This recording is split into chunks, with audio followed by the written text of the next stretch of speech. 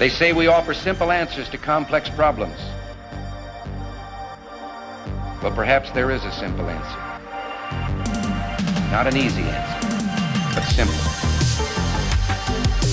When great forces are on the move, our freedom, if you and I have the courage, our freedom, it's not animal. Not an easy answer. Given over the choice between peace and war. This is the meaning. Where then is the road to peace? The destiny of man is not measured.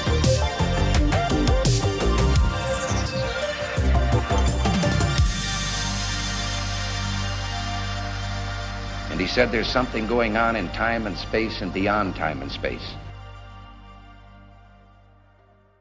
If you've ever lost a fish because your reel's bearing count was too low, go ahead and leave a comment below. In today's video, we're going to describe what DX means and how Penn has made this reel any different from the basic Slammer 4. Now before we get too carried away, the DX reels are simply the basic reel with a couple upgrades that make them slightly better.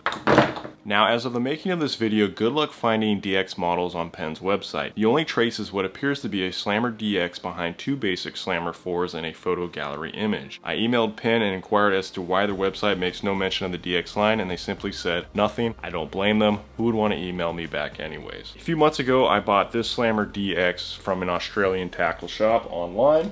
My original assumption was that Penn was rolling the Slammer DX out in limited markets first. I actually thought that DX stood for deluxe, but then I went to my local tackle shop to get my new reel rigged up, and the manager said that DX actually stands for dealer exclusive. They had battle DXs for sale but no Slammers yet. I asked how a dealer acquires the DX line, and he said it was based off their volume of sales. Let's just assume that a sales rep that works with your tackle shop sees you have good sales and they're like, hey, you want to check out some DXs? That's my assumption. It is pretty hard to get facts on where the DXs, or actually how the DXs, make it to a shop. Now, if you have your heart set on a particular DX model because you just have to have the next best thing, your best option is to go online, either on eBay or through Google, and source it from a third-party tackle shop.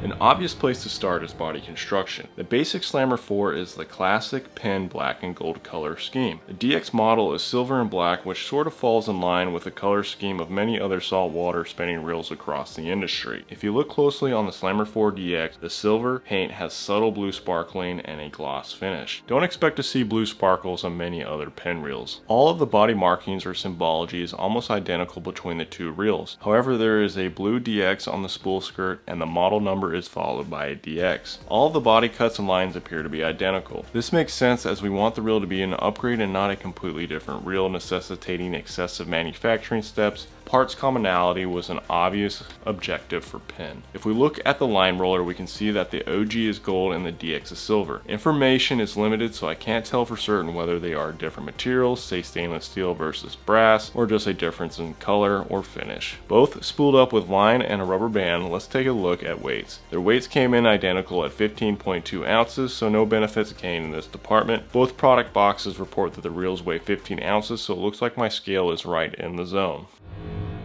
Bearing counts. An extra bearing has been added to the spool assembly that actually facilitates the drag system.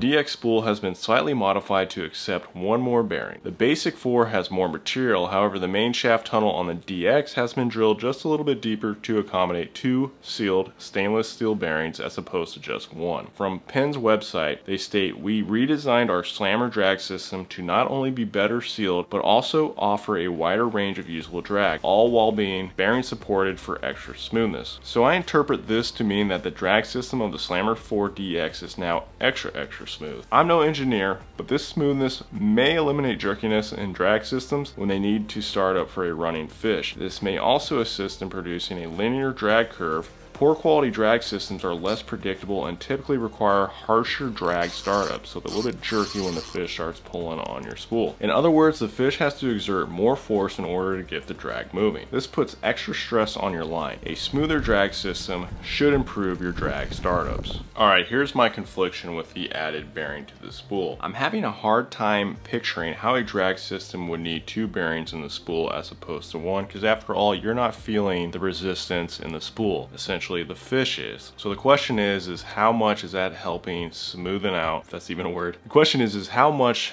that extra bearing is making your drag system more smooth. Seeing how they're literally stacked right on top of each other and interfacing with the exact same moving surfaces, is 2 even necessary? Could one longer roller style bearing serve better? What I think is happening is that real manufacturers are in an arms race with one another with respect to bearing counts. 2 bearings in the spool may be helping Penn's marketing more than anything else. It's a concept, but maybe we should start focusing on making bearings better and not obsessing on quantity. There are exotic materials available today. I bet we can make some cool new super corrosion resistant and smoother bearings. Before moving on, I'd like to mention that the pinion gear bearing packs are identical.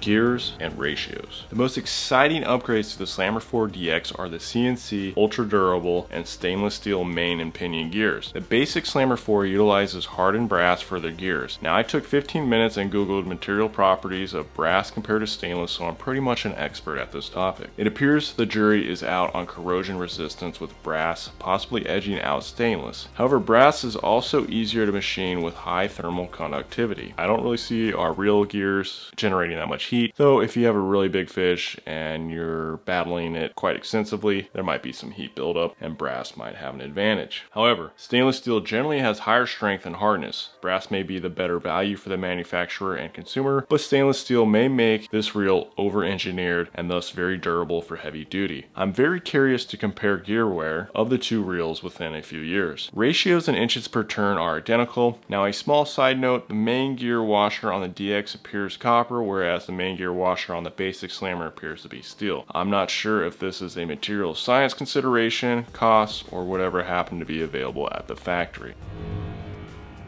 Drag system. Outside of bearing counts, the fantastic Dura drag systems appear identical, so nothing special to report there. Both are rated up to 30 pounds or 13.6 kilograms for our metric folks. Now when you take apart a brand new reel, some things may come to light or give you some tips of how it's going to perform. When I disassembled the SLAMMER IV DX, I was concerned by how dry some of the seals were. Namely, the main shaft seal and body seals were bone dry. The factory grease is blue. You can see here on the main body seal that I added yellow grease. I like my seals lubed up because in my head this adds a thin protective layer and smooths out the surface of the seal at a microscopic level. I figure this helps repel water intrusion over the long haul. Please leave a comment below if you agree or disagree with that sentiment. Summary. What can I say? It's another SLAMMER from Penn. The basic 4 has been performing very well so far as expected. Only time and abuse will tell how much better, if at all, the DX is over the basic SLAMMER 4. I'm very curious to see how the DX gears hold up compared to the original SLAMMER 4. If you look at the gears out of my heavily abused Zebco Bullet, you can see that the gear teeth are starting to round out. So I'm very curious to see after about a year and a half, 2 years of heavy use on these reels, what the gears look like. Is the brass going to wear faster than the stainless steel? My assumption is yes, based off of all of the facts that I got off of Material Science Online. As always, thanks for stopping by, and make sure you get out and go fish. We'll see y'all later. Take care.